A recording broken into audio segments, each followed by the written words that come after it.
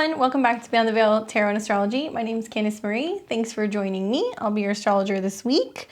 This is going to be the astro weather for October the 23rd through the 30th. So this is going to take us through pretty much right around the end of this week. I'm going to leave you guys on a cliffhanger. We're going to find out what's happening around Halloween time next week when we'll do the month ahead. But major headlines is definitely the solar eclipse in Scorpio on the 25th on Tuesday. I'm looking at all these notes, sorry. So much stuff going on in the astrology this week. This is definitely going to be a week where I'm going to come back and be breaking this down on the channel. This is just to kind of help you guys plan the next several days ahead.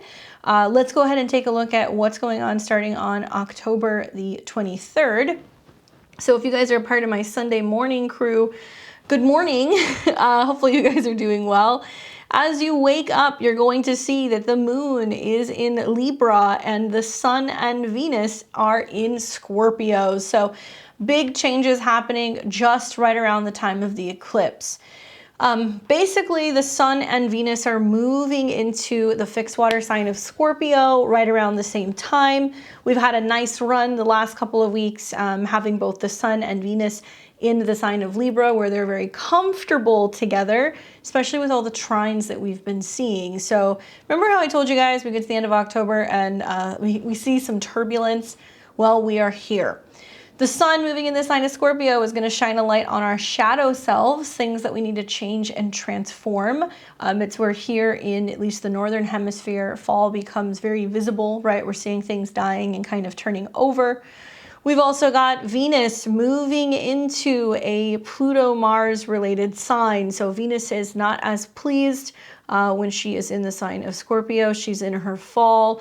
So we do see more challenges revolving around Venus-related things, relationships, money, anything in regards to investments, especially because the 8th house is money owed. So it shines a light on like topics of secrets in relationships, breakdown, jealousy, possessiveness, taxes, right? All that fun 8th house stuff.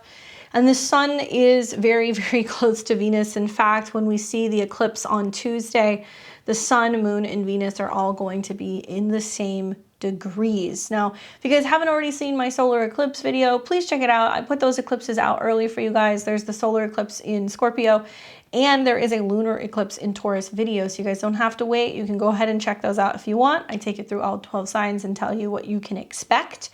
But expect changes, right? When we see eclipses in general, they come in about every 6 months. They come in pairs.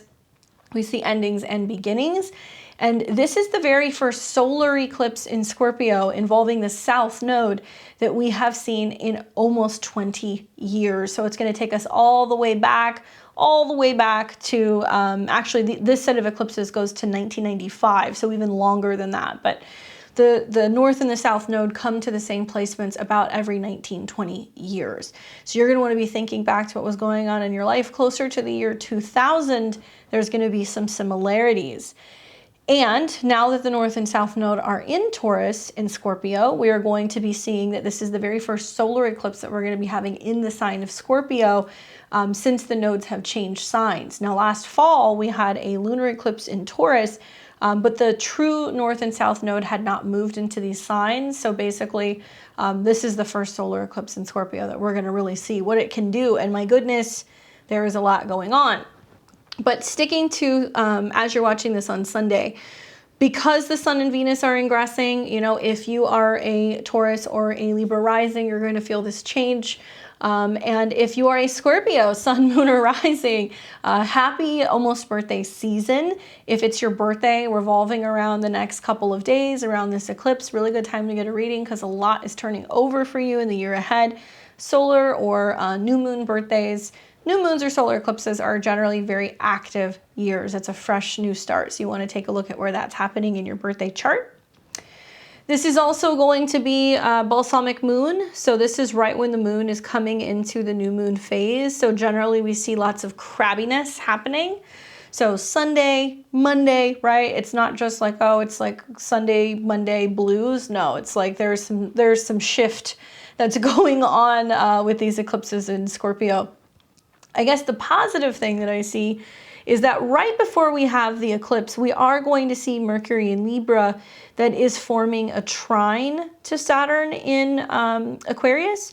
So, you know, Mercury, the mind, especially in the sign of Libra, which is about finding peace, harmony, balance, the middle ground, being able to negotiate, is going to form trines to Saturn. So there can be like last minute tweaks and agreements or signing of contracts or anything in regards to just having serious conversations and commitments while we see Mercury and Saturn trine. So that's like the silver lining, but you got to take the wins when you can this week.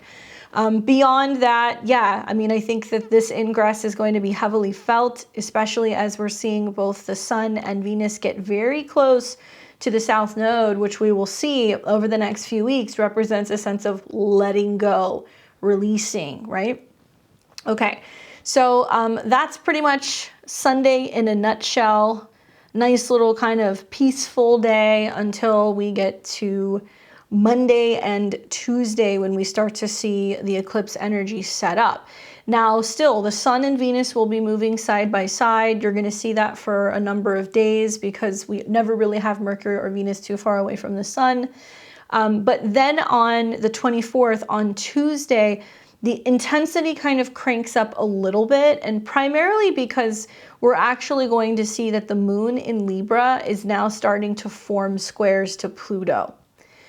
Now, Mercury and the moon will come together. So this is about, you know, saying to people, what do you need? How can I help? You know, how can I be of service to you? Or, hey, you know, I need some assistance. Or, hey, can I call you for a second? I need somebody to give me some advice type of vibes.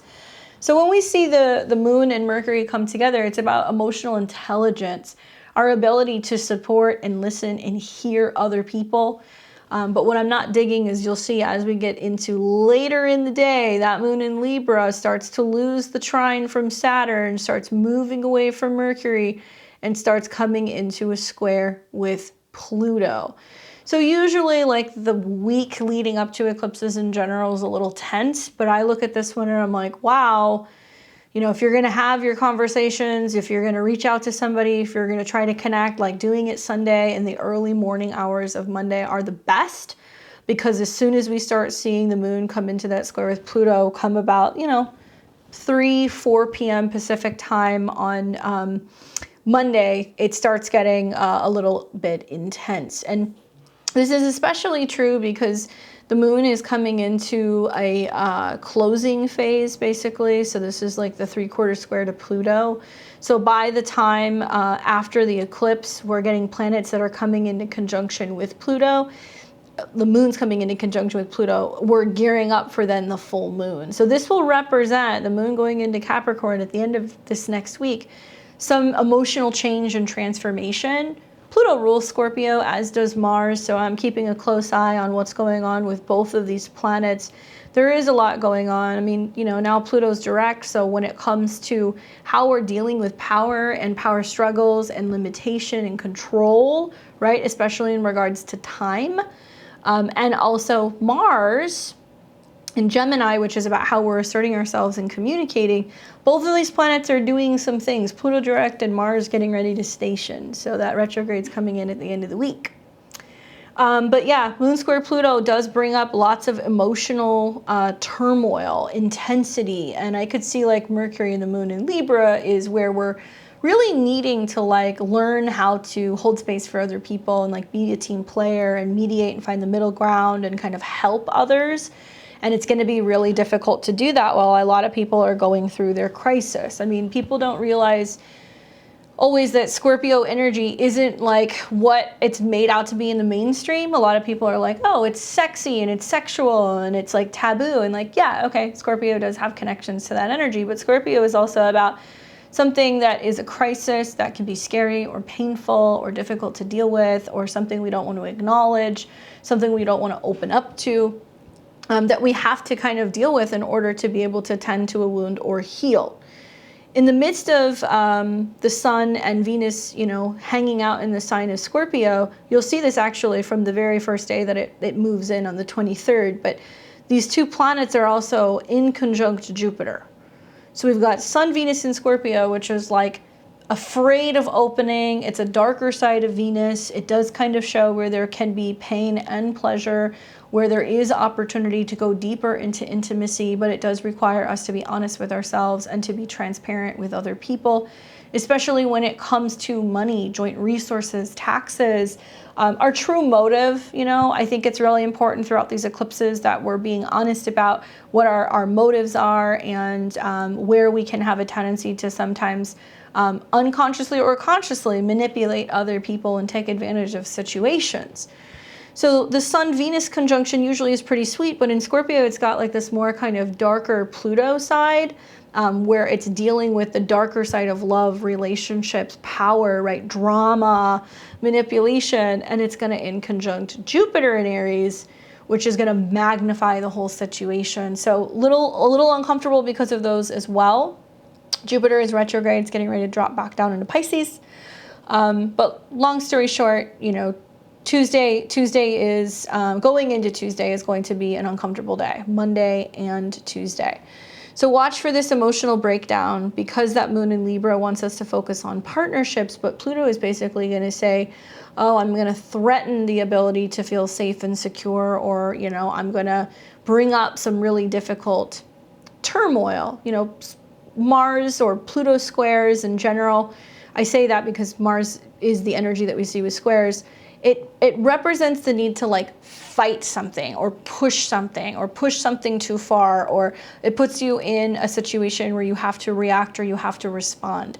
So watch for that drama, because during eclipses we can very easily get kind of sucked into other people's stuff, and it's very important, as we're starting to see the breakdown that's happening on Monday, that you're not getting consumed by that fear, right? Keep in mind that Venus is involved in this eclipse. On one hand, I think that it is protective in a way. It does bring us the opportunity to go deeper into relationships and to have more substance and to be more raw and honest. On the other hand, you know, Venus has a darker side. Venus is not just about butterflies and rainbows and marriage and money. It can be about illness. It can be about jealousy. It can be about viruses. It can be about manipulation. I mean, there is a darker side to Venus when she is hanging out in the sign of Scorpio. So when we have this eclipse setting up involving Venus, it's basically saying in the immediate next 2 weeks, we're going to see these themes. We'll see it out in the markets in terms of fear in regards of resources. We're going to see it out in politics and some probably some exposés and some stuff that's being uncovered in regards to what candidates are really doing with their money, where their funding is coming from, where they're taking assistance from other people that might be influencing their campaigns, because we're going to see it come into square with Saturn. The list goes on. More on that, watch my video. But yeah, I mean, it's going to get a little uncomfortable here with these squares. And I think that, to be honest with you guys, the days leading up to Sunday, so, you know, this whole last week, Wednesday, Thursday, Friday, now Saturday, as Venus and the Sun are coming into conjunction, it's basically saying through that Cazimi, we need to focus on balance and fairness and what is going to be equal and what is going to be right and how we can kind of come together.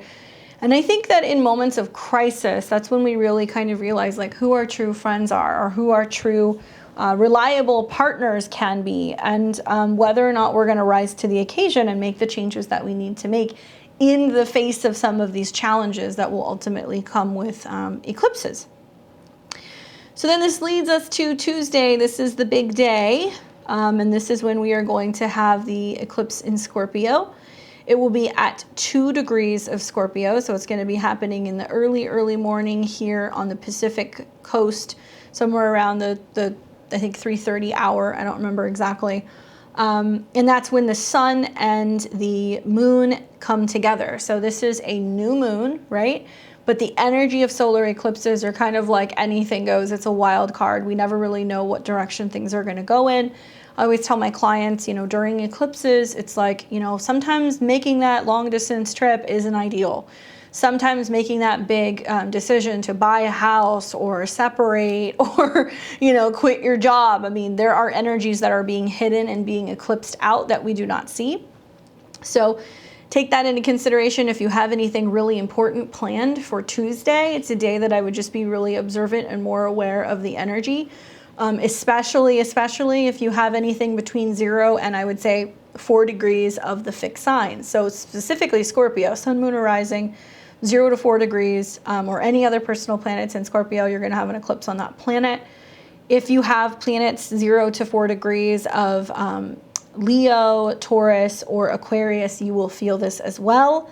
So make sure that you guys are aware of what's going on. Eclipses that happen on angles and square personal planets, it's going to play out differently for everyone. And while this is a new moon and that's where we plant seeds for new opportunities, it's more action oriented. So it's like, maybe wait until the moon leaves and goes into Sagittarius about 48 hours later before you make any important decisions, just to let this energy shake out. And here's why. Primarily because not only with eclipses we can't see everything, but with this eclipse especially, Venus and the moon and the sun are still going to come into conjunction with the south node. So it's really important that we see whatever gets kind of kicked up, right, in the dust as a result of this eclipse. We observe it, we look at it, we go, is this healthy? You know, does this work? I mean, Scorpio can be about what's toxic or what's poisonous. And we realize this is not good for me. I have to let this go. So then the solar eclipse over the next 2 weeks is going to be taking action in that area of your chart. So if you're looking at your chart right now, look at your chart, see which house Scorpio is in. That's where the solar eclipse is going to be. And this is the first one, so that's why I think that it's going to have a very different effect than some of the other eclipses that we've had in Scorpio. We had a lunar eclipse in Scorpio in the spring, which squared Saturn. We're going to have another eclipse in November that's also going to square Saturn. But Scorpio generally does bring the opportunity for rebirth and renewal, right? To recharge and to kind of change or transform something in our life. And this is at 2 degrees. So it deals with the earth, it deals with money, it deals with food, resources. This is a degree that's associated with Taurus. So in situations like this, it's kind of dicey because, you know, Venus is involved, so she's saying, hey, this is going to hurt, but I'm doing it to kind of help you. And it may not be comfortable, whatever comes from this eclipse. And the ruler of this eclipse is Mars, and Mars is very powerful because Mars is stationing and getting ready to go retrograde. So yeah, just be mindful of all the energy shifts that are in the air. It's really going to be Monday through the time that the moon moves into Sagittarius. So it's going to be Monday until late Wednesday night that we're going to be dealing with these very intense energies. Then what we will see later on, like I said, the moon's going to come into conjunction with its own south node. Now this is going to be happening later in the evening on the 25th, which is why I have a feeling there may be a bit of a delay with this eclipse, okay? So the nodes are actually connected to the moon. It deals with collective karma and what we're releasing and letting go through the south node. So as the moon goes through Scorpio in its detriment, it's going to pass Venus, hit the south node, and this represents emotional purge, loss, clearing, okay? And Scorpio purges, they're not pretty. It's like ugly crying, throwing up, digestional issues, all that fun stuff. So there can be some really intense purging that's going on the evening of the eclipse. I'm not a doctor. I can't tell people what to do. I can't give health recommendations, but I will say that it's not unusual or, you know, it's very typical for people in spiritual communities or in some religious backgrounds during eclipses to fast. And they'll do this because they're wanting to rid their body of impurities and want to be kind of open to whatever new changes are coming in, and they're just very aware of what they're putting in their bodies. I look at this with the moon conjunct the south node, and you don't need an eclipse to feel that fast coming. Be mindful of what you put in your body. If you're, you know, using nicotine, you're using caffeine, anything like that, that is technically going to stimulate and add more toxins into the body. It might be a day or two that you want to take it easy, drink more water, be more aware of your emotions, what comes up. If things come up that are really unsettling or scary, you want to observe. And Scorpio also deals with money and resources. So I think a big topic over the next week is going to be, what did I lose? You know, I didn't get a refund on this ticket, or, you know, the party got canceled, and, you know, now I have to figure out what I'm going to be doing in place of that. And I already bought a gift, and can I take it back?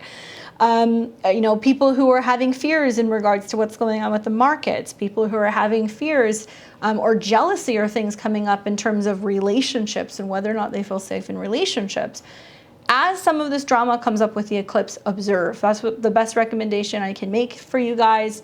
If you're setting with your feelings and there's some heavy stuff coming up on the 25th, anything that you can do that's about clearing and detoxifying, and being present with the clearing out, because for some of you guys, it's going to be mourning, releasing, letting go, and processing a whole range of emotions when you're dealing with Scorpio. You know, they say grief is like mad, angry, sad, willing to negotiate. You know, there's a whole like streamline of feelings that come with that.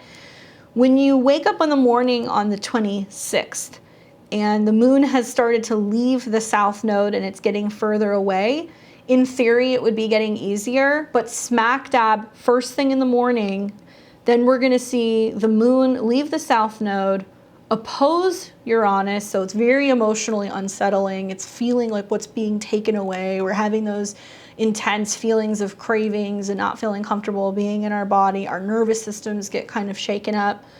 And then the moon is going to square Saturn. Ouch.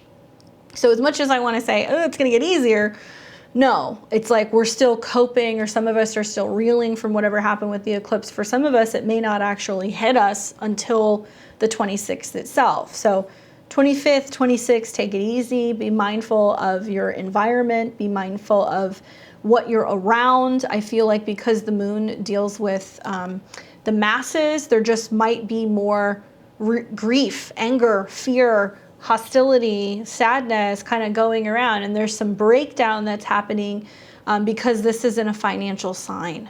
Okay. All right. So then on the 26th, we're going to watch the moon come out of this square, which it will, but it's not going to be until later in the day. So when we start to see it come out of the square, and when the moon is in a trine to Neptune, this is going to be in the PM hours now of the 26th, releasing, cleansing, healing, you know, talking to our spiritual communities, or talking to our friends or our counselors, or getting assistance in some way. And the moon is at least trining out to Neptune, saying, it's okay, I cried it out, or I let it go, or it's finally done, and now I can bring in the healing. Water helps. We got a ton of water stuff with planets in Scorpio, and also retrograde Jupiter back into Pisces, that I would say staying hydrated. If you need to cry, if you need to be sick, if you need to rest, if you need to do cleansing baths, all that stuff, sprays, this can be really good for the emotional body. And then we're going to see the moon start coming into a sextile with Pluto. So it's like, actually there's a lot of like restabilizing a little bit in the evening of the 26th. So things might start to kind of even out a little bit then. On the 27th, we're going to wake up and we're going to have the moon in Sagittarius. It'll enter very early in the AM hours here, Pacific Coast time. So when we wake up, the moon is already in Sag. So we've got the moon out of Scorpio. So we're starting to kind of bounce back a little bit from the eclipses. The moon is now in a sign associated with Jupiter, and the moon is going to first make a trine to Jupiter in Aries. So you might notice you wake up in the morning on the 27th and it's like, okay, I'm adjusting, whatever happened, happened. Let's see the bright side in things, like, you know, think maybe something will get better. Personally, this is probably one of the better days, is going to be the 27th. So that's a Thursday. Moon trine Jupiter is just more, I think, uplifted spirits and feeling a little bit more free and trying to look at the silver lining of situations. The only thing that is kind of going on in the background is throughout this day, we're going to see Mercury in Libra coming into a square with Pluto. Now, if you guys saw my videos this last week, I talked about how the sun first came into a square with Pluto, and it represented like changes in power structure and where we're getting power played, and there's some intensity in an area of our life, looking at Libra and also Capricorn. These squares are very active because they're in cardinal signs. Then we saw Venus come into the square with Pluto, and that brought up jealousy, passion, desire, sexual friction, you know, some intensity in terms of relationships and values. But the entire time that Venus and the sun were moving together, squaring Pluto, they were also trining Mars. So at least there is an outlet to like communicate and kind of talk about what we were frustrated about, what we were going to do to make changes. And that was really the way out of it this entire last week, was just to communicate, communicate, communicate. So here's the finale. We've got now Mercury in Libra, which is usually pretty fair, usually pretty peaceful, pretty balanced, coming into a square with Pluto. So it's like a reoccurring theme as a result of whatever has been playing out really for this last week. Sun square Pluto is more power. Venus square Pluto is going to be more love and relationship intensity. Mercury square Pluto is intensity in terms of communication, the mind. We can see some people who can get really pushy with, did you sign this? Can you get back to me? Can you respond to the email? You know, can we talk? Can I come over? That kind of stuff. And it can represent just like a really fixated mind where we're having a hard time releasing something or letting something go mentally. Then we are going to move to the 28th. And on the 28th, Friday, early in the morning, Jupiter will retrograde back into the sign of Pisces. So actually it'll happen the evening of the 27th, but you're not, I don't know, unless you're a Jupiter ruled chart, you may not notice. But Jupiter has been sitting at 0 degrees now for a little bit. It's been slowing down. So late in the evening of the 27th, early in the morning of the 28th, you're gonna see that Jupiter is now back in the sign of Pisces. Now, you guys remember we had Jupiter move into Pisces the spring of 2021, right? And Jupiter made several grand conjunctions. It came into conjunction with Venus and Neptune, and that happened in May. That Venus-Jupiter, you know, Neptune conjunction was really talking about our vision for the future and for unity and love and peace. These are things that we typically see when Venus and Neptune or Venus and Jupiter are kind of hanging out in Pisces. Really great for spiritual stuff, anything in regards to like artists and creative and visual design. This is the last time in our lifetime that we are going to see both Jupiter and Neptune in the sign of Pisces. Okay, so traditionally, Jupiter rules Pisces, so it's about the expansiveness of the spirit and our intuition, our ability to design and create and perceive things that are beyond the physical world. So it's great for people who are like visual artists, poets, you know, filmmakers, designers. And this conjunction between both Jupiter and Neptune, the traditional ruler and the modern ruler, talk about really high spiritual vibrations and stuff that's going on within other realms and how other realms are starting to affect the physical realm and how we all are picking up on this empathically, okay, if that's something that you believe in. So on the flip side, it's not always super positive. For some people, it's been like losing themselves in substances, in drinking and sleeping and isolating, not wanting to go out, feeling scared. That Pisces energy is kind of like when you see fish in a koi pond and you know, come over to the koi pond and you throw something in it and they all disperse and they hide. So it's also had, you know, levels this last year of just a lot of like fear, panic, not knowing, feeling separate, feeling lonely, feeling isolated. And there's been an uptick of like issues with addiction, mental health issues as a result of this conjunction. So what do we do with this energy, right? Knowing that Jupiter is going to retrograde, it's going to be here for a couple of months. It wants you to consciously and willingly take time to be on your own, being out in nature, being in water, you know, being proactive with your dream space, you know, making a conscious effort to have like a spiritual practice or meditation or prayer or something that you're doing to wind down before you go to sleep. So you're calming your energies and you're able to receive all of the guidance that you're receiving when you're sleeping or the healing that you're receiving energetically when you're in altered states of sleep or wherever it is that we go when we're not awake. Some of us who are more sensitive, especially if you've got a lot of planets in like the late degrees of Pisces, or if you've got a lot of planets in the late degree of any of the water signs, you're going to feel this. It's going to kind of brink into the beginning of the cardinal signs as well, because this is really close to the 0 degree point for them. But yeah, basically 2 months, you know, that we're going to have Jupiter and Neptune in this sign. And it's really important to be thinking about our vision for what we want the world to be. Not, oh my God, this is what's going to happen. Everything's falling apart. It's the end of the world. This is just the shifting of whatever the simulation has been, because Jupiter and Neptune is about screens and what we see, but it may not necessarily be real, and it can be things that are manipulated. So if we're holding space for what we want the world to look like, and we're, you know, praying for that, and we're consciously taking time to like send positive energy towards the collective, so that way we can move out of this, it helps everybody. So I would encourage you guys to come up with a routine if you have not already, and keep doing this before you go to bed at night. We may feel more collective sadness. That's something that I've noticed, especially when planets are coming into trines with Neptune. That'll be later in Scorpio season, but we might just feel a little bit more sensitive, in that we're picking up on what other people are feeling around us. Now, Jupiter going retrograde back into Pisces is kind of suggesting that Jupiter is going back for 2 months just to wrap something up wherever the Jupiter, you know, Pisces transit is taking place in your chart.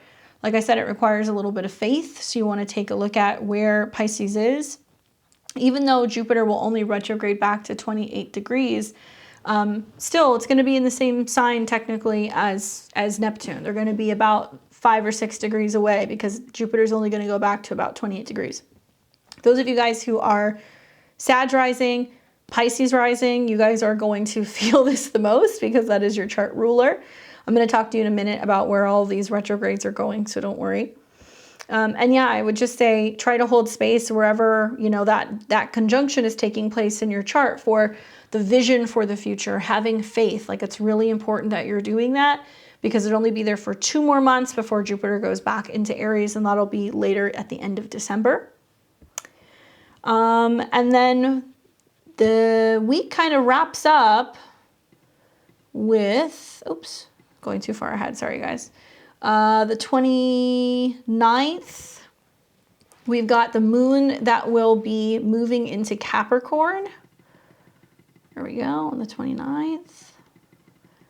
So we wake up in the morning and the moon is in Capricorn, and it's gonna still be in a square to Jupiter. So moon square Jupiter is big emotions, big feelings. So while the moon is still in Sagittarius, it'll be about 5:30-ish a.m. Pacific time. The moon's in a square to Jupiter. Big feelings, things are changing, what's going on? And early over the evening also, the moon is in opposition to Mars. So it really depends on where you're living. For most of us here in the United States that are watching, obviously this is going to be happening while we're sleeping, but during like the 10-ish p.m. hour all the way until about, you know, the morning, we're going to see the moon oppose Mars, which is friction, conflict, and then we're going to see the moon come into a square with Neptune and Jupiter.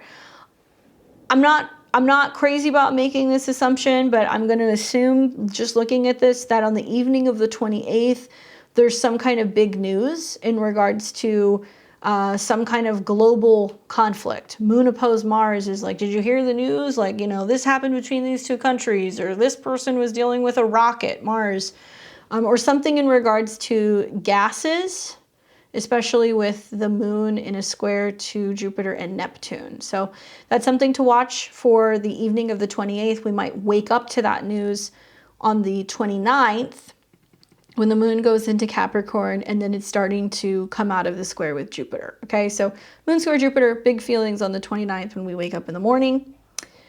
Other big news is then we're also going to see on the 29th that Mercury is going to also move into Scorpio. So we've got a sign that deals with business, communication, travel, you know, the mind going into Scorpio, which is more psychological, hidden, reading between the lines, researching, digging, wanting to bring up some kind of information.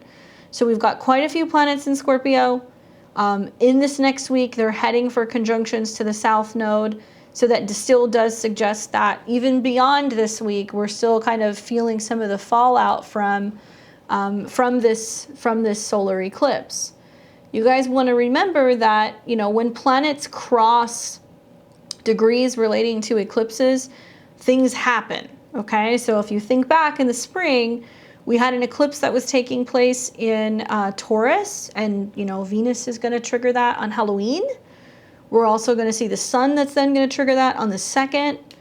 And Mercury is going to hang out at 2 degrees on the 30th, reactivating this eclipse. So basically, information is still coming out. Like, whatever's going on with the eclipse, it's still unfolding. We're still finding out more information about this as the week goes on.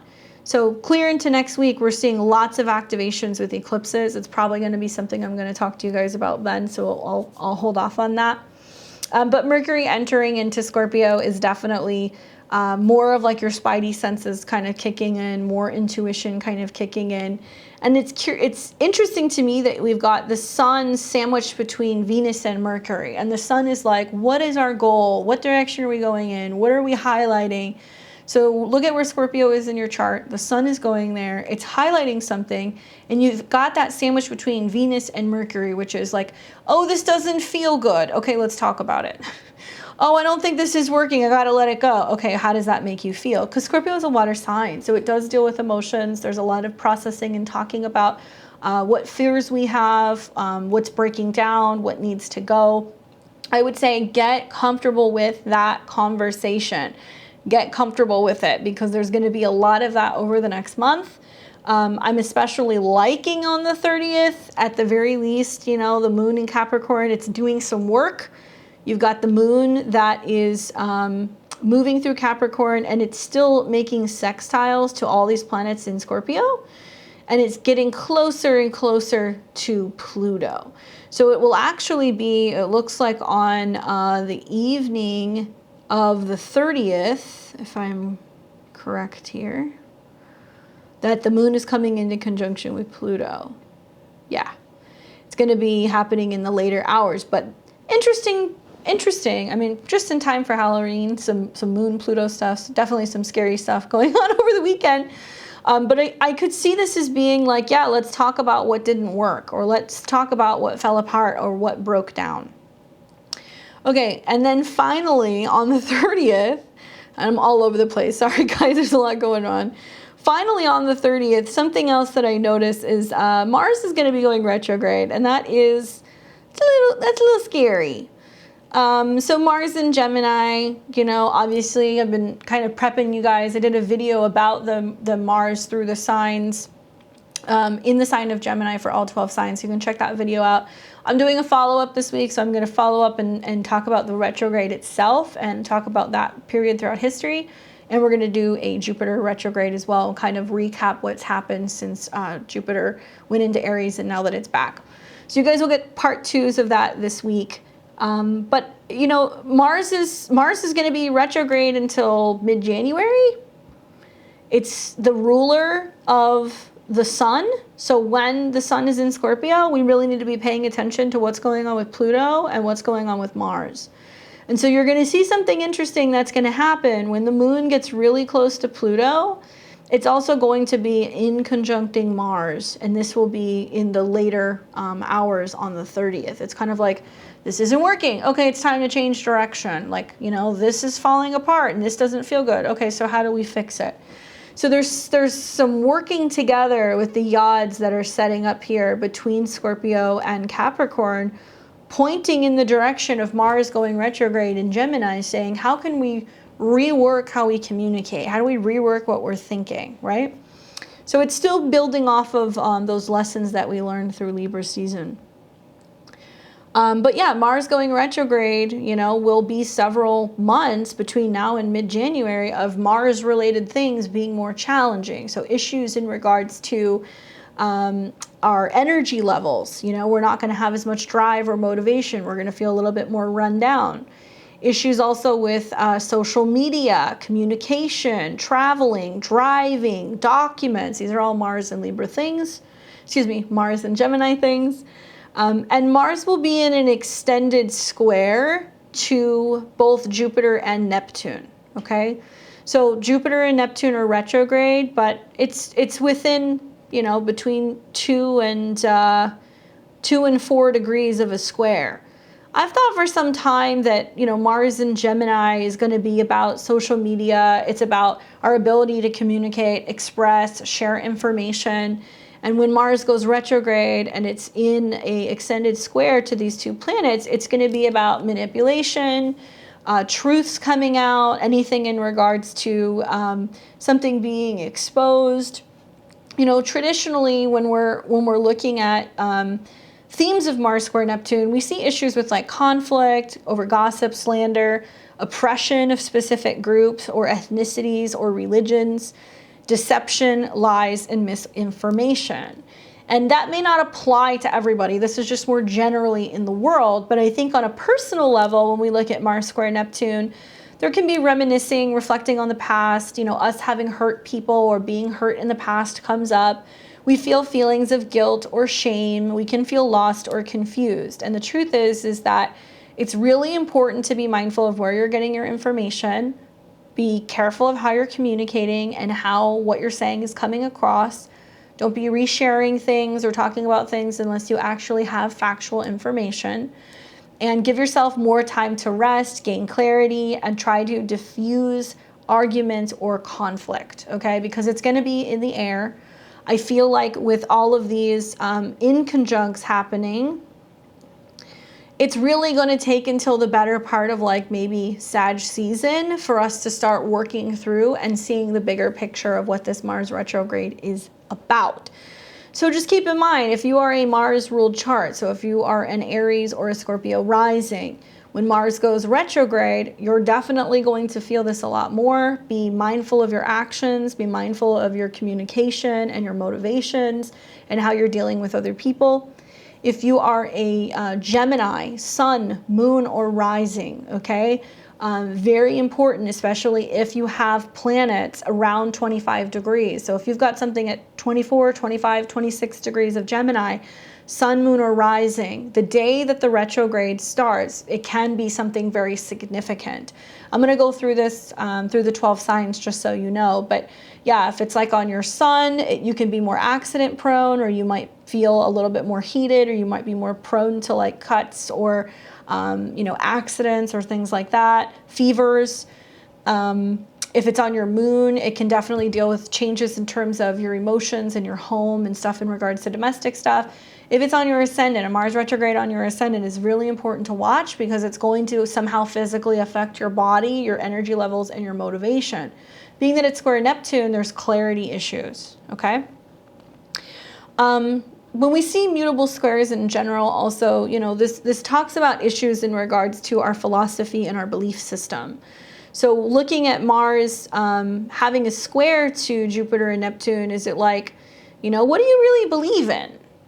Do you believe in what you're saying? Can you back it up? Do you have receipts? I keep saying this is going to be like receipt season. Everybody's going to be like, here it is in writing, or this is what they said, or here is the voicemail. So there can be lots of exposing people's, you know, true motivations and where there has been some scheming or some deception or some lies, unfortunately. That does come up with some of these squares, okay? More on that. I'm going to do the Mars retrograde video, and I'm going to do Jupiter re-entering Pisces. But in the meantime, if you guys want, those videos are up from what I did in the spring. So there's a Jupiter and Pisces video. I'll try to link it so you guys can see it. And I talk about what's going to happen throughout that year. I did it right before Jupiter went into Pisces, and I talk about flooding and spirituality and this like mass kind of like psychosis that's going on with people who are glued to their TVs. And I also did the Mars through Gemini through the 12 signs. So now that things are getting ready to turn backwards, I want to kind of reflect on that in my videos this week. But if you have any planets from 24 to 29 degrees of the mutable signs, okay, so that is Gemini, Virgo, Sag, or Pisces, you are going to feel this Jupiter retrograde / Mars retrograde square pretty intensely, okay, the most. Also, 0 degrees of cardinal are going to feel this as well. So if you're a 0 of Aries, Cancer, Libra, or Capricorn, Jupiter is still very close to your angles, so it's still squaring things. So That's not really going to let up, to be honest with you. And you're going to see that, you know, clear pretty much into the new year, that Jupiter is still squaring your angles, making things feel bigger than they really should. As always, my readings are whole sign, okay, and they're Western. So these are Western astrology predictions that I'm going to be giving you. I'm going to briefly roll through the 12 signs. I'm going to tell you where Jupiter and also Mars is retrograding, just so you have an idea, so you can make a note and you're going to go, okay, for the next few months, I'm going to be working, reworking, rethinking, re-strategizing, reviewing these areas of your life. Keep in mind that Jupiter is about beliefs, your vision, your emotions when it's in Pisces. Mars is your past actions, arguments, agreements, or conversations. Where Gemini is mercurial, Jupiter is more about the higher, the moral high ground, I guess, the bigger picture, what the big lesson is. So we may see, for some people, they have spiritual breakthroughs and they realize that they're spinning their wheels and they're going in a direction that they don't want to go in. And now it's time to kind of recalibrate and make shifts.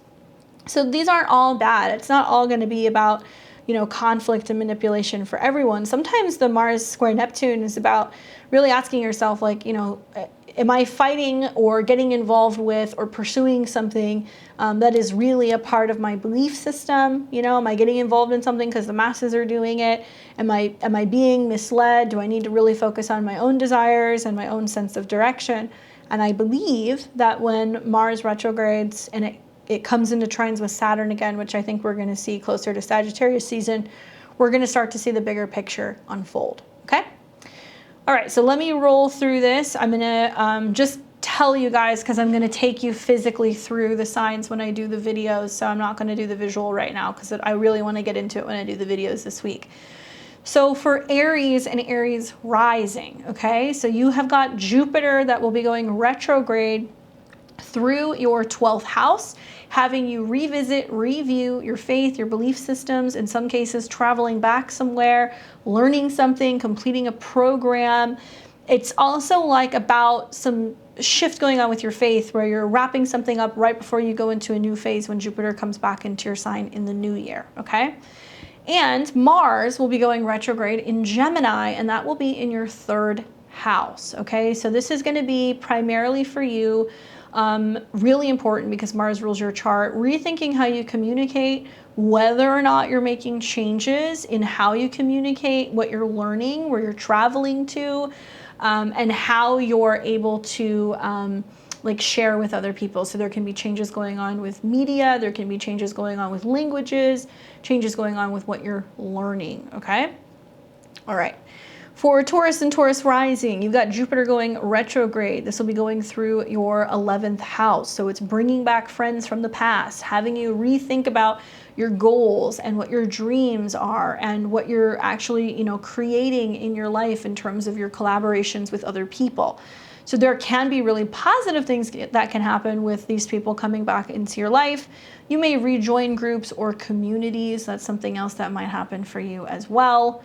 And you will have Mars going retrograde in your 2nd house of money and resources. So that tells me that there are changes going on with your spending habits. Maybe you're cutting back on something. Maybe you're, you know, having conversations with a partner about what you want to scale back on in terms of spending. There you may go from from 2 types of income to slicing something and cutting something back. You might scale back on spending like food or like just, you know, making purchases, especially if it has to do with vehicles or gadgets, okay? For Gemini and Gemini rising, you are going to have Jupiter going retrograde back into your 10th house. And this is actually really great for you, Gemini. It's giving you another extra couple months of just really putting the finishing touches on stuff in regards to your career, getting a little bit more spotlight, time in the sun, being able to have more exposure, and that can be good for both you and your partner because Jupiter also rules your 7th house. If you're wanting to launch businesses, if you're wanting to return back to businesses, if you're wanting to gain new representation at work or partner with somebody new, it's good for you as well. And the Mars retrograde obviously is going to be in your sign, so it's quite significant. It's going to be about making changes in regards to your personal desires, learning how to better kind of utilize your energy, right? Redirecting yourself and really thinking about what's important and managing your energy levels. It might be about making changes in your physical health.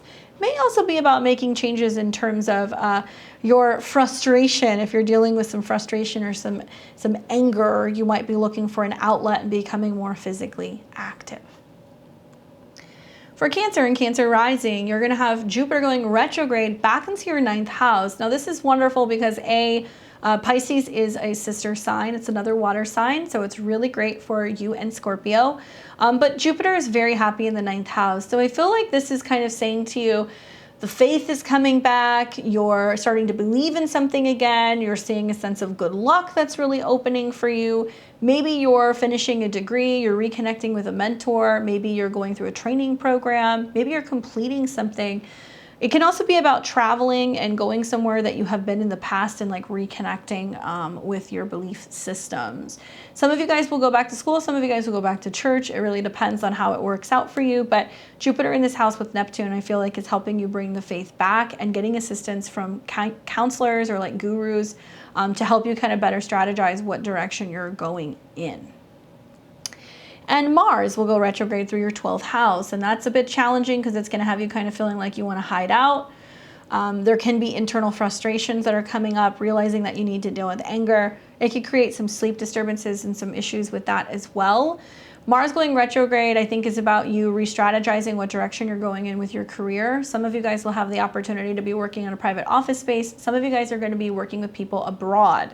It really depends on your personal placements, but I think that the next couple of months is a time to kind of regroup and like really plan where you're going with some of these really big new career opportunities that will arrive in the spring. For Leo and Leo rising, you're going to be having Jupiter going retrograde back into your 8th house in Pisces. Now, this is wonderful because it's giving you an opportunity to get a nice little chunk of change. Jupiter in the 8th house can bring inheritances. It can bring bonuses. It can also bring higher kind of payouts that are going on at work. You may find that something that you invested in pays out. It can also bring more money for your joint partnership. So if you're married or you're in a business partnership, they can be bringing more money in, which can be really good for the both of you. Now, Jupiter in your chart is all about romance and love and children and sensuality and having fun. So I think that for you, that retrograde is really kind of highlighting like, how can I get closer with another person? Am I enjoying, the connection I have with them? Really finding and connecting and, on a very deep, intimate level. So it can be really great for those of you guys in established relationships to go deeper. For those of you guys who are single, it's going to really kind of highlight where there's issues in the relationship with intimacy and give you the opportunity to kind of go deeper and to be able to merge with another person. Jupiter in the 8th house is a wonderful time to be learning like Tantra or Kundalini, or even be working with like intimacy coaches, or going to couples therapy can be really helpful for Leo risings. On the Gemini side, though, we've got Mars going retrograde, and it's going to go retrograde through your 11th house. And that tells me that you might be kind of flip-flopping and going back and forth between two friend groups. There can be some issues that you're having with some of your friends, some differences that you're having with some of these people. Some of them are also from the past, okay, because Mars rules your 4th house. And if you're traveling with friends, there can be some squabbles. There can be opportunities, though, to work through some of the issues that you're having with friends. And also it's about really kind of tackling your goals and getting really clear about what your goals are and what you're hoping to accomplish or where you're hoping to travel. For Virgo and Virgo rising, you've got Jupiter going retrograde in the sign of Pisces. It's going back into your 7th house. Very sweet for you, Virgo. An extra couple months of sweetness when it comes to your relationships. So those of you guys who are single, it can bring somebody in. Those of you guys who are in relationships, it can bring stronger unions, talking about living together, making changes in your physical home base so you can go deeper into relationship with other people. For some of you guys, relationships from the past will come back. That's because retrogrades do that, but Jupiter rules your 4th house of the past. You may finally decide what direction things are going on with a relationship. So you might further commit to somebody and decide that you're all in. It can also be a time where you're like, actually, you know what? I don't really know if I resonate with this person, or they're getting kind of ghosty, or I can't really rely on them, and you have to cut them loose. So a little confusing for you, Virgo, because you've also got Mars going retrograde in your 10th house, and that's about making changes in your professional life. Some of you guys are taking on an extra job, so you're working 2 positions. Some of you guys are deciding that you're going back to a different type of job that you've worked in the past. Some of you guys are still trying to negotiate making changes in your current position. It really depends. This is the time, Gemini, this is the time, Virgo, to really look at this retrograde in your 10th house and say, where can I think about my career differently? Where can I pivot? Where is there a second path or another opportunity? Or what am I working on the side as I'm getting ready to leave my 9 to 5 to make the jump into another position? So very complex for you guys, especially you'll see in Sagittarius season, November going into December, there's going to be some kind of topsy-turvy things going on where you have to balance home and work and relationships. But I would say stay open, because these squares do produce changes in all of these areas of your life. For Libra and Libra rising, you have got Jupiter going retrograde back into your 6th house of daily routine. So this is about health and wellness, diet. This is also about being of service. Jupiter has connections to your 3rd house, which deals with like communication, learning, traveling. I think some Libras and Libra risings are going to find that if they have fallen out of touch with some of their healthier habits, they're going to get back into them. It may also bring more, positive results in regards to dieting, fitness, making changes in expanding your workspace, making changes to your schedule. Because Neptune is there, some of you guys have been quite overwhelmed with your schedule and you're really wanting to have more free time. So Jupiter going retrograde will highlight or expand anything that needs to change with your day-to-day life.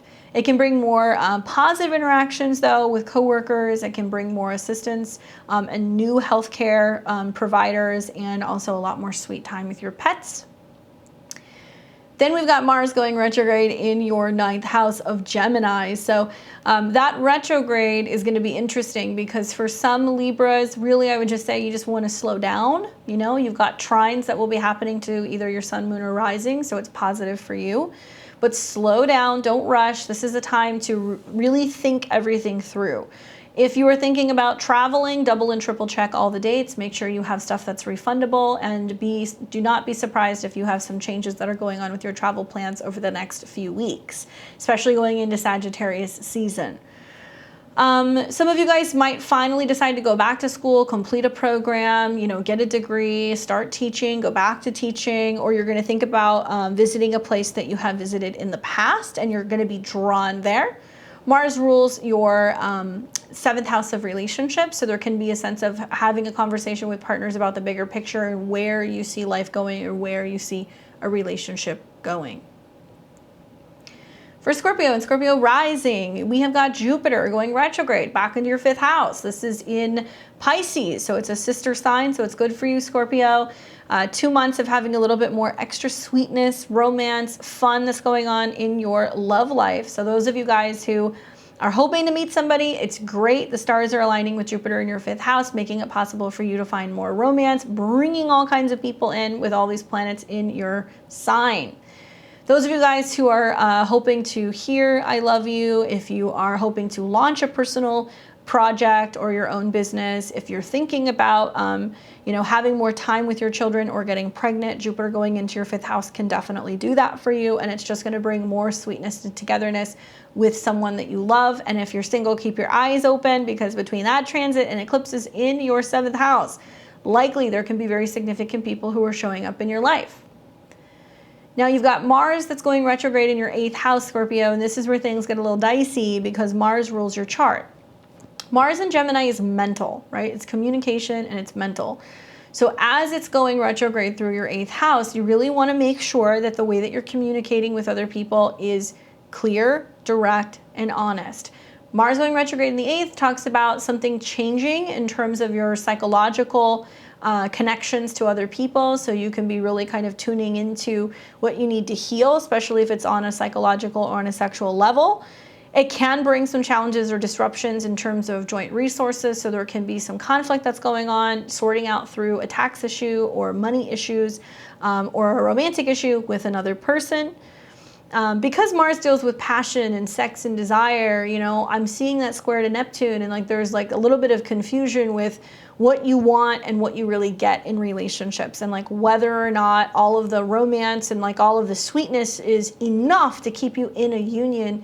And it's pushing you to go further in relationships with aspects to your North Node. Jupiter is going to be sextiling slightly the North Node in the 7th, trying to get you to look beyond just having casual connections, really going deeper with relationships and being open to what new relationship partnerships have to offer you. Now, it's not all relationships, it's not always romance. It can be counselors, therapists, business partners, new astrologers, people who come in that show you like another side of yourself, and they help you tune in to finding more stability and more peace. But definitely for you and Aries rising, this is going to be a little bit more of a challenging time. And I would just encourage you to be mindful of how you communicate. I mean, where you're getting triggered emotionally or psychologically and have a tendency to lash out, and that's coming from something that needs to be healed. For Sag and Sag rising, you are going to have Jupiter going retrograde back into your 4th house. So Sag, Jupiter rules your chart. Jupiter going retrograde into your 4th could send you back home. You might visit family. Family might visit you. You might be thinking about returning back to your hometown, returning back somewhere that you lived before. Maybe you're thinking about moving to a foreign place. Maybe you're thinking about moving far away.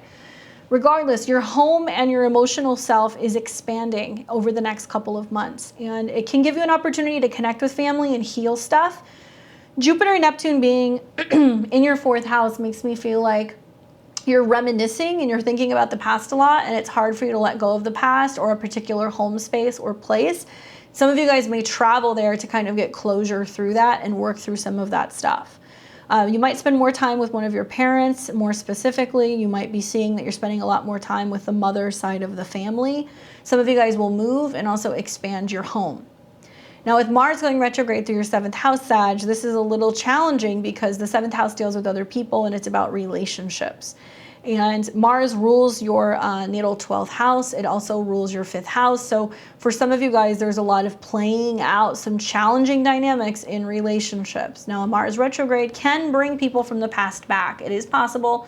Can be people that you've had romantic connections with in the past. It can mean that you're just going back and forth with a partner about kids, because Mars rules your 5th house. So it can be like, do we have kids? Do we not? Or arguing about children. Now, if you aren't in a relationship or you don't have kids, you may find that you're just dealing with more combativeness from other people, because Mars in the 7th is going to be people who are going to challenge you. And it's been in a square to Neptune in your 4th. So through relationships with other people, they're pushing you outside of your comfort zone. They're saying, what happened in the past? Let's work through it. How can we, move through this? Let's talk about it. And for those of you guys who do have childhood trauma, or those of you guys who have had issues with a parent, it can be a time where you can actually push through that and either work with them or work with a counselor to talk it out and hash out all the issues. So you're finally releasing it and letting it go. But it's definitely going to play out either with a partnership or with your family for sure. Now, tons of Neptune squares. You're going to see planets also go into your sign around Sagittarius season, which is going to represent more of a turning point. For now, I would just say relationships that aren't working, you will see them come undone. For people who want to get back into the dating scene, or they're wanting to pursue somebody or partner with somebody, these people are going to really push you. So it's important to be aware that they're going to hold you accountable for doing your end of the work when it comes to a relationship. For Capricorn and Capricorn rising, you have got Jupiter going retrograde back in your 3rd house, all about communication, all about short distance travel. Some of you guys might get a new car if you've been holding off on it. Some of you guys may move. More communications with your neighbors or some of your close relatives, like your siblings. I think that it's about really tuning into your intuition and your belief system. And I've seen a lot of Capricorn risings that start journaling, or they want to have a podcast, or they want to travel more often and feel inspired. Maybe you're getting, into like writing or journaling. That's very 3rd house as well.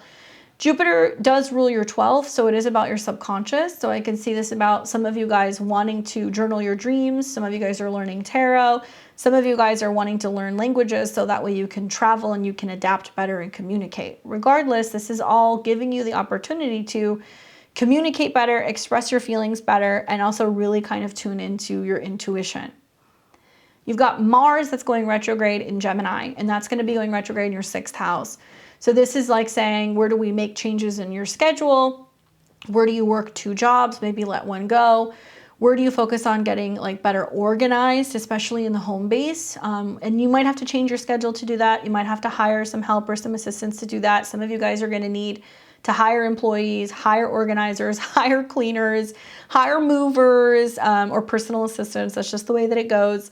Because Mars in the 6th is about business or busyness and getting things done and multitasking.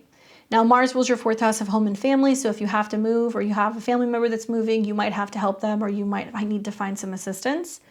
Do keep an eye on your health, though, with Mars retrograde. I feel like your emotions can catch up to you. It can affect your digestion. You can be also feeling like there's longer periods that you're kind of spending when it comes to recuperating from some health problems or some surgical procedures.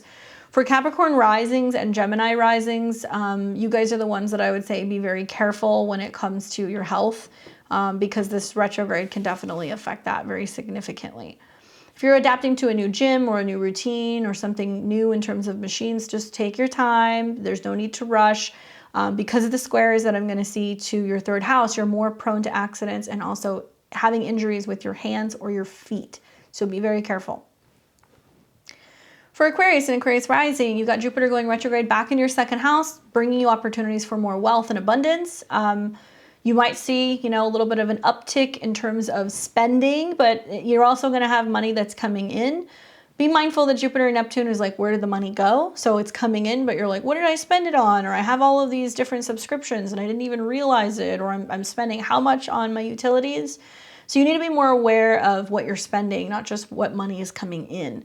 But Jupiter in the 2nd can give you more confidence. It can give you more of a sense of feeling grounded in what you're working on, feeling good about your financial situation, and overall being able to make money possibly through something that's more creative, like artistic stuff, things that are on film, things that you could draw or just like put out there that can be art related. And you've got Gemini, Mars and Gemini going retrograde through your 5th. Now it is in a sister sign, so it's positive for you, Aquarius. Mars going retrograde through your 5th house makes me feel like you might be communicating more with siblings. You might be trying to plan vacations. They might go a little wonky and a little haywire. Be mindful of your hobbies, because the 5th house hobbies or vacations or, having fun with those squares to Neptune, you could really go ham, spending some money on a vacation, not realize how much you've spent if you're not sticking to a budget. You might really go back to an old hobby and then realize like how expensive it is, especially if it's relating to like sports or anything like that. Be careful with gambling. I could see Mars going retrograde is like you don't want to make any risky investments or gamble any money that you may not necessarily be willing to lose with those squares to Neptune. Challenges with children can happen. You can have some kids that are acting up. It doesn't matter their age. And Mars retrograde can bring children back home so you could spend time with them, and it can bring lovers from the past back. Personally, I think this is about you figuring out what you love and being kind of flexible with like how you're spending your free time and your hobbies and doing things that aren't necessarily going to break the bank, but they're fun. And for Pisces and Pisces rising, you've got Jupiter going retrograde back into your sign. So it's a little bit of extra sweetness for a couple of months here. More positivity, expansion, more visibility, because Jupiter rules your sign and also your 10th house. So there could be some big kind of breakthroughs where like all eyes are on you in terms of some of your career stuff between now and the new year. More faith, more optimism, more feeling of like wanderlust, wanting to travel, like wanting to kind of be away, either out in nature or in a foreign place. And you're just longing to like go somewhere new and like redefine your identity in general. For the most part, it's pretty positive for you, Pisces, because even when it retrogrades back to your sign and it comes back into Aries, it's still going to go into your 2nd house. So you're recreating your identity right now and restructuring what direction you're going in terms of your belief system. And you got Mars going retrograde through your 4th house. So this is challenging for Pisces rising because there's a sense of feeling wanderlust and like wanting to make changes in the home base, but that might pivot and change a couple different ways. So usually a Mars retrograde in the 4th is you move from this place to that place, from this place. So if you've been going back and forth between 2 cities, 2 houses, 2 families, 2 places, it makes perfect sense. I would say be mindful of if you move, there might be a couple moves during this period. And with squares to Jupiter and Neptune in your sign, there can be a sense of being too overly idealistic, hoping for the best, anticipating everything's going to pan out, and then you might actually get to a place and realize, oh my God, it looks nothing like the photos. So don't rush. Also be mindful of your relationship with relatives and family members. There can be a lot of disturbances that are going on in your living space, which could prompt you to make you go, I want to be on my own. And you may benefit from being flexible between now and mid-January when it comes to where you're living. Okay, guys, that was the down and dirty. So you know over the next few weeks where you're going to be reworking on some of these things, how they're affecting each other because they're squaring each other.